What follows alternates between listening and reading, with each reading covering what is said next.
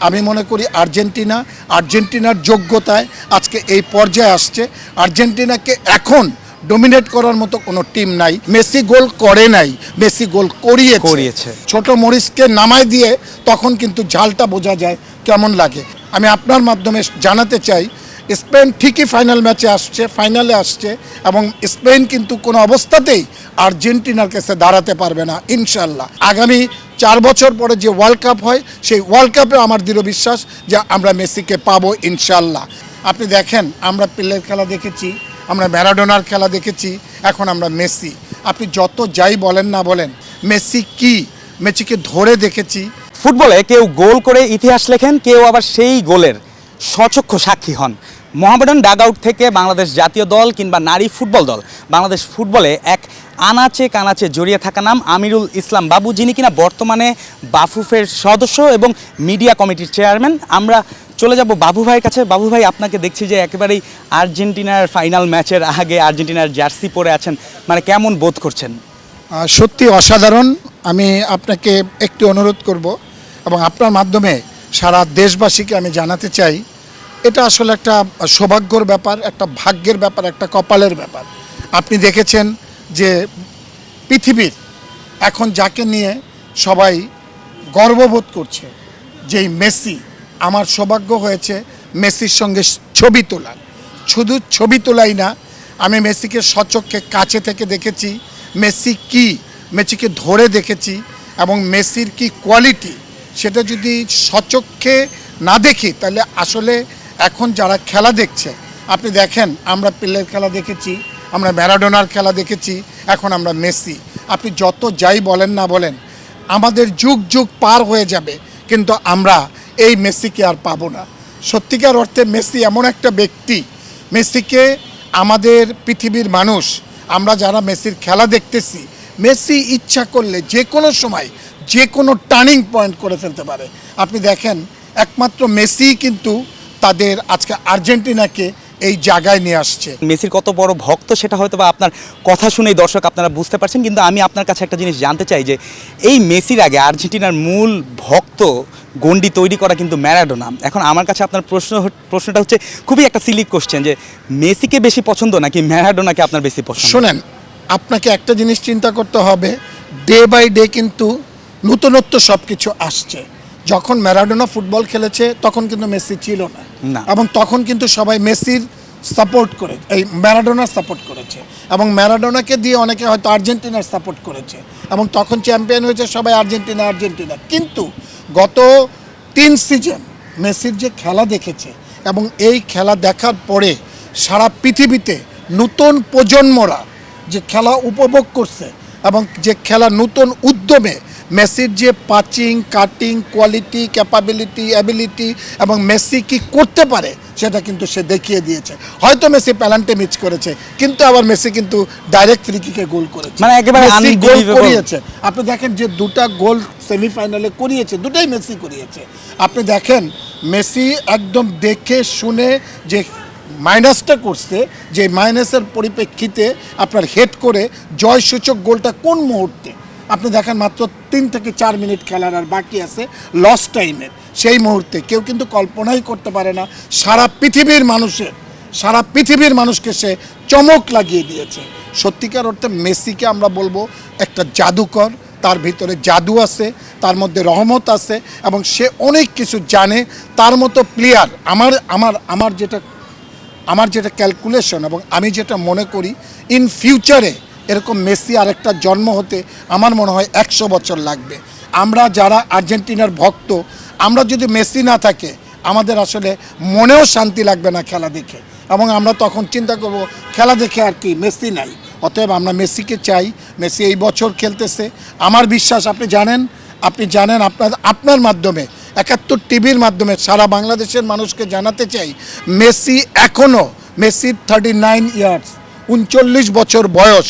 39 বছর বয়সে সে যে প্র্যাকটিস করতেছে এবং সে যে জিম করে, তার যে কোয়ালিটি, সে একটা সেকেন্ড তার ফ্যামিলিকে সময় দেয় না, তার ওয়াইফকে সময় দেয় না, তার বাচ্চাদেরকে সময় দেয় না। সে সারাক্ষণ জিমে থাকে, বডি ফিটনেসটা রাখে, রানিং ফিটনেসটা রাখে, সব কিছু সে ধরে রাখার জন্য অক্লান্ত পরিশ্রম করে, যার পরিপ্রেক্ষিতে আজকে মেসি এই জায়গায় ঠিকই তার জায়গা সে ধরে রাখতে সক্ষম হয়েছে। এবং আমাদের দৃঢ় বিশ্বাস মেসি এই ধারাবাহিকতা বজায় রাখবে এবং ভবিষ্যতেও মেসি যাতে আগামী 4 বছর পরে যে ওয়ার্ল্ড কাপ হয়, সেই ওয়ার্ল্ড কাপে আমার দৃঢ় বিশ্বাস যে আমরা মেসিকে পাবো ইনশাল্লাহ। আপনার মাধ্যমে আরেকটা জিনিস জানাই, সেটা হচ্ছে যে ফাইনাল খেলা আপনি দেখবেন যে ফাইনাল খেলায় আপনার স্পেন কিন্তু ফ্রান্সকে হারিয়েছে। স্পেন কিন্তু তার যোগ্যতা দিয়েই হারিয়েছে এবং ফ্রান্স কিন্তু ওই দিন কোনো ফুটবল খেলতে পারে নাই। কিন্তু আমার দৃঢ় বিশ্বাস, আমি আপনার মাধ্যমে জানাতে চাই, স্পেন ঠিকই ফাইনালে আসছে এবং স্পেন কিন্তু কোনো অবস্থাতেই আর্জেন্টিনার কাছে দাঁড়াতে পারবে না ইনশাল্লাহ। কারণ আপনি দেখেন আর্জেন্টিনা, আর আমি আর্জেন্টিনার যে কোচ, আমি তাকে এত ধন্যবাদ জানাই, তার ভিতরে এত কোয়ালিটি আছে। দেখেন যে সে 11টা যখন নামায়, 11টা নামানোর পরে সে হাতে যেই প্লেয়ারগুলোকে রাখে, সেই প্লেয়ারগুলো কিন্তু তুরুপে তাস যাকে বলে, এবং তারা নেমে প্রতিটা ম্যাচে তারা কিন্তু নেমে একটা কথা আছে না আমাদের বাংলায় যাকে বলে ছোট মরিচকে নামায় দিয়ে তখন কিন্তু ঝালটা বোঝা যায় কেমন লাগে, এবং সেটাই কিন্তু বুঝিয়েছে। এবং ওরা 2-3জন নামানোর পরে পুরা ডিফেন্সকে কিন্তু ভেঙে দিয়েছে। সেটা আপনি ইংল্যান্ডের ডিফেন্সের কথা বলেন, আমি আপনাকে বলবো এই কেপ ভার্দে, হ্যাঁ, যে ডিফেন্সগুলোকে কিন্তু একদম পুরো চোরমার করে দিচ্ছে। ইংল্যান্ড কি ফুটবল খেলতেছিল, 1 গোলে জিততেছিল এবং তারপরে তাদেরকে 2 গোলে লিড নেওয়া, এটা বিরাট বড় একটা ব্যাপার। এবং সেমিফাইনালে আপনি দেখেন যত যাই বলেন না বলেন, যেই ফুটবল খেলেছে এই ফুটবল খেলাটাই খেলবে, এই ধারাবাহিকতা বজায় থাকবে এবং এই ধারাবাহিকতা বজায় রেখেই আর্জেন্টিনা ইনশাল্লাহ দ্বিতীয়বারের মতো পরপর চ্যাম্পিয়ন হবে, বাকি আল্লাহর ইচ্ছা। ইনশাল্লাহ আমরাও সেই আশাটাই করছি। কিন্তু আমি জানতে চাবো আপনার কাছে, যে আপনি বলছিলেন যে সেমিফাইনাল একেবারেই আপনি মাঠে বসে দেখেছেন সেই রোমাঞ্চকর মুহূর্ত, তখন কি আপনার কাছেও কি একটু ডাউট হয়েছিল যে এবার বোধহয় আর্জেন্টিনার বিদায় নেওয়ার পালা? দেখেন, আমার একটা দৃঢ় বিশ্বাস ছিল যে খেলাটা 90 মিনিটস এবং যে 7 মিনিটস অ্যাডেড টাইম হয়েছে এটা ড্র হবে, এটা আমার বিশ্বাস ছিল যে কোনো মুহূর্তে। কারণ আপনি দেখেন 80 মিনিটের পরে যে 17 মিনিটই কিন্তু বলটা কিন্তু ইংল্যান্ডের এদিকে ছিল, একেবারে প্রপার ডমিনেন্স আমরা বলতে পারি। ডমিনেন্ট আপনি দেখেন পুরো ডিফেন্স লাইনে ছিল এবং তারা কিন্তু অলরেডি মাঝে মধ্যে সবাই কিন্তু একসাথে 11টা প্লেয়ারই কিন্তু একসাথে তারা ডিফেন্সিভ করেছে, যাদের তারা ডিফেন্স কিন্তু তারা কোনোভাবেই কিন্তু তারা সেভ করতে পারে নাই। একমাত্র মেসি 4টা প্লেয়ার মেসিকে ধরে রাখছে। মেসি গোল করে নাই, মেসি গোল করিয়েছে। মেসি গোল করে নাই, মেসি গোল করেছে। যেই অ্যাসিস্ট 2টা করেছে সে, এটা আনএক্সপেক্টেড। আপনার ওইখান থেকে বল কানেক্ট করা, ইভেন আপনার দেখে শুনে কোন প্লেয়ার কোথায় আছে, কার মাথায় বল ফেলতে হবে এবং কে গোল করতে পারবে, কার কোন কোয়ালিটি আছে, এগুলি কিন্তু মেসি। দেখেন, আমি আপনার মাধ্যমে আরেকটা জিনিস জানাই, মেসি কিন্তু একটি বল 3 জনকে কাটিয়ে মেরেছিল, মারার পরে বলটা কিন্তু বারের একটু বাইরে দিয়ে চলে গেছে, কিন্তু মেসি কিন্তু এটা কল্পনা করে নাই ওই বলটা বাইরে দিয়ে চলে যাবে। কিন্তু বাইরে দিয়ে চলে যাওয়ার পরে সে কিন্তু মাঠের মধ্যেই উপরে টেলিভিশনের পর্দায় সে কিন্তু দেখতেছিল যে বলটা আমার কেন কানেক্ট হলো না, এবং সে কিন্তু এটা রিয়ালাইজ করার পরে সে যখন দেখছে যে বলটা বাইরে চলে গিয়েছে, পরবর্তীতে সে কিন্তু তার ডিসিশন চেঞ্জ করে সে চিন্তা করছে আমাকে গোল দেওয়ার দরকার নাই, আমার টিমের জিততে হবে, আমার টিমকে জয়লাভ করাইতে হবে। টিমের দিকে তাকিয়ে সে কিন্তু তখন বল ছাড়া শুরু করছে, এবং যখন সে বলগুলো ছেড়েছে প্রতিটা বল কিন্তু জায়গা মতো ছেড়েছে, যেগুলা করলে আরেকটা দেখেন 2টা বল কিন্তু বারে লাগছে, বল কিন্তু বারে লাগছে। আসলে ফুটবল খেলা একটা লাকেরও একটা ব্যাপার আছে। ওই বলটা বারে লাগছে, ওই বলটা কিন্তু 100% বারে ঘেসে চলে গেছে, ওইটাও তো বারের ভিতরে ঢুকতে পারতো। অতএব আমি মনে করি আর্জেন্টিনার যোগ্যতায় আজকে এই পর্যায়ে আসছে। আর্জেন্টিনাকে এখন ডোমিনেট করার মতো কোনো টিম নাই। অনেকে অনেক রকমের কথাবার্তা বলছে, অনেকে অনেক রকমের কিছু বলছে। আমি তো মনে করি লাস্ট খেলায় রেফারিং যেটা হয়েছে, রেফারি খেলাটা আরও 3 মিনিট বেশি খেলিয়েছে। 7 মিনিটের জায়গায় সে খেলা শেষ করছে 11 মিনিটে। দ্যাটস ওয়াই তারা রেফারি এটা তো তাদেরকে আরও চান্স দিয়েছে।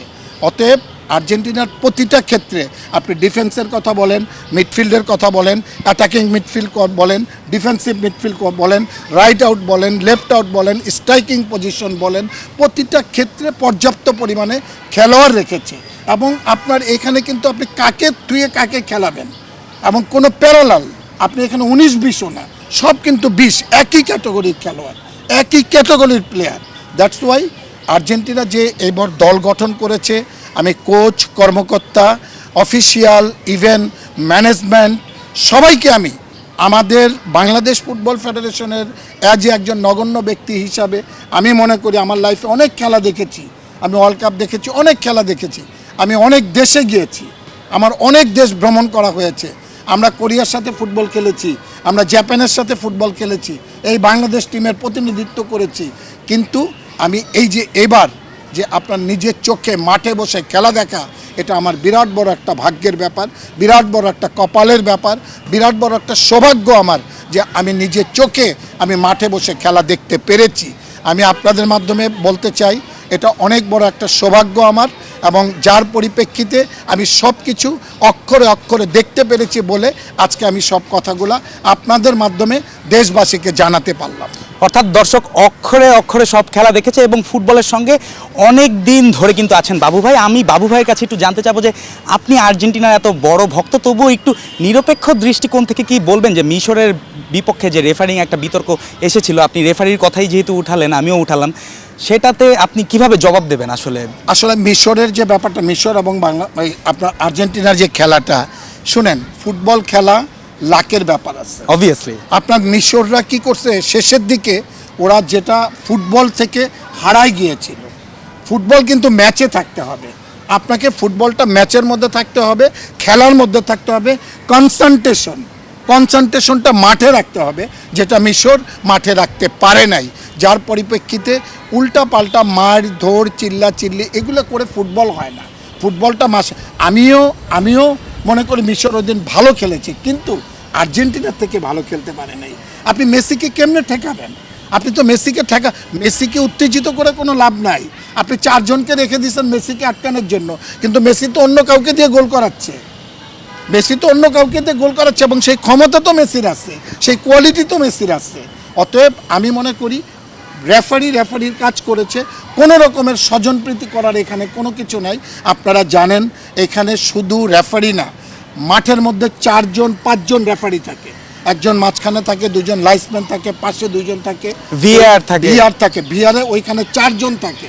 নট অনলি দ্যাট, এইসব খেলাতে 2 জন ম্যাচ কমিশনার থাকে, 2 জন ম্যাচ কমিশনার সার্বক্ষণিক তদারক করতেছে প্রতিটা জিনিস। সারা পৃথিবীর মিডিয়া খেলা দেখাচ্ছে, এবং এই মিডিয়া আপনারা জানেন যে ফিফা এবং এএফসি এদের যে রুলসের বাইরে কেউ যদি কোনো রকমের একটু 19-20 করে, তাহলে কিন্তু তার কোনো অবস্থাতেই রেখাই নাই।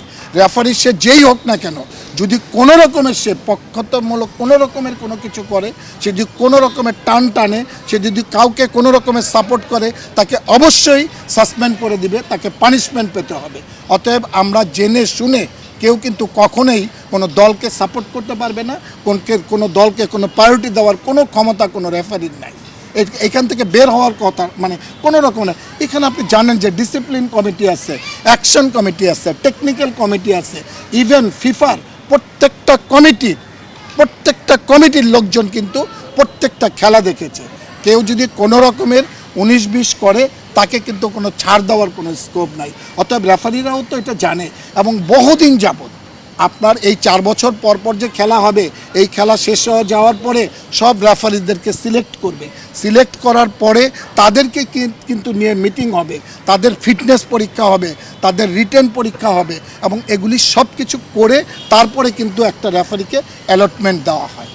মেসির কথা শুনছিলাম, মানে মেসি বলতে বলতে বোঝাই যাচ্ছে যে মেসিকে কতটা ভালোবাসেন এই বাবু ভাই।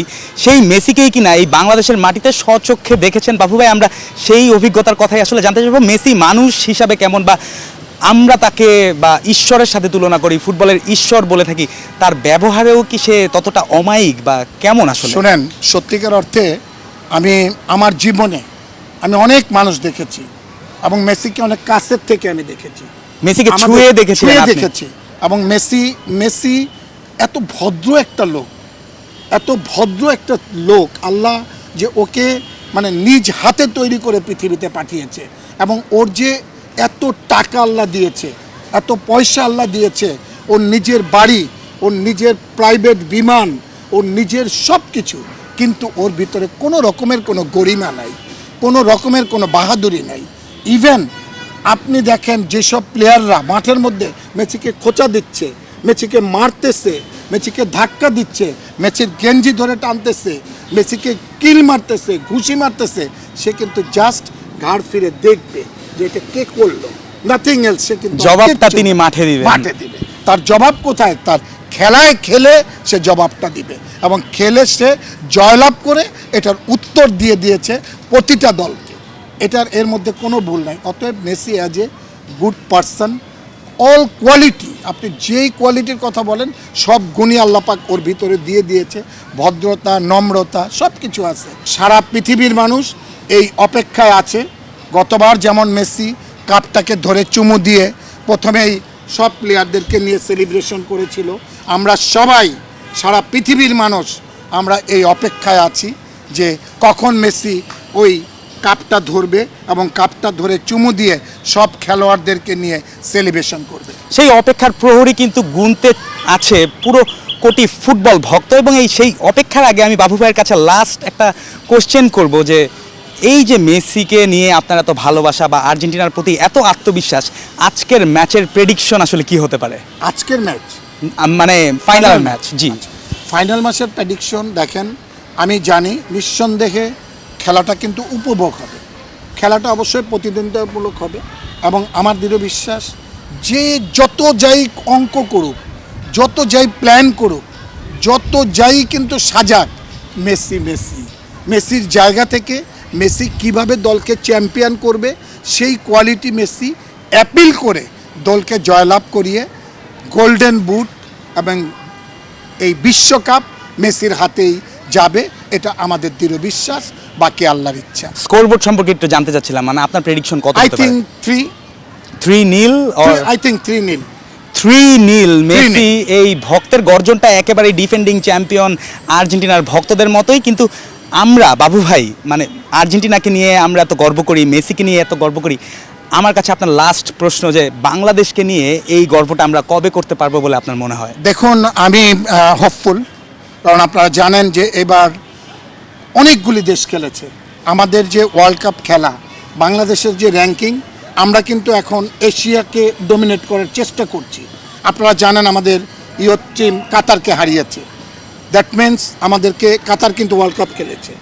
দ্যাট মিন্স আমরা যদি এশিয়ার ভিতরের থেকে আমরা যদি অন্য অন্য দলকে ডমিনেট করতে পারি, বিশেষ করে আপনি জানেন এশিয়ার ভিতরের থেকে জাপান গিয়েছে, আপনার কাতার গিয়েছে, এই যে দলগুলি আমাদের এখন মূল বাংলাদেশ ফুটবল ফেডারেশনের মূল উদ্দেশ্য, মূল টার্গেট যে আমাদের খেলোয়াড় কিন্তু এখন তৈরি হচ্ছে, এবং বিদেশিতে বাংলাদেশের বংশধর যারা, আপনি হামজা আসার পরে, সমিত সোম আসার পরে, এই যে খেলার যে টার্নিং পয়েন্ট, এবং আমরা কয়েকবার ইন্ডিয়াকে হারিয়েছি, ইন্ডিয়াকে এখন আমরা ডমিনেট করি, এবং বাংলাদেশ জাতীয় ফুটবল দল যে উন্নতির দিকে যাচ্ছে, এই ধারাবাহিকতাটা যদি বজায় থাকে এবং আমরা সবাই যদি একসাথে ঝাঁপিয়ে পড়ি, আমাদের ভিতরে যদি পজিটিভ মনোভাব থাকে, অবভিয়াসলি আমরা চেষ্টা করব এশিয়ার লেভেল থেকে পার হয়ে আমরা ওয়ার্ল্ড কাপ লেভেলে যাওয়ার জন্য, বাকি আল্লাহর ইচ্ছা।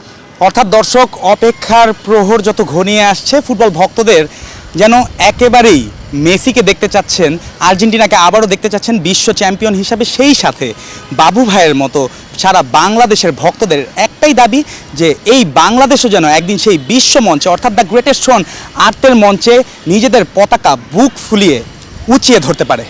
জুবাইর নূর, ৭১।